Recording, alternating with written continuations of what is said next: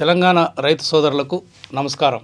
Professor Jayashankar వ్యవసాయ విశ్వవిద్యాలయం నాణ్యమైన విత్తనాన్ని శాస్త్రవేత్తల పర్యవేక్షణలో ఉత్పత్తి చేసిన వరి, మొక్కజొన్న, జొన్నలు, కందులు, పెసలు, సోయాబీన్ విత్తనాలను ఈ నెల 23 నుండి 30 వరకు 26 కేంద్రాలలో వివిధ జిల్లాలలోని విశ్వవిద్యాలయం యొక్క కేంద్రాలలో అమ్మకానికి రైతుల కోసం సిద్ధంగా ఉంచాం.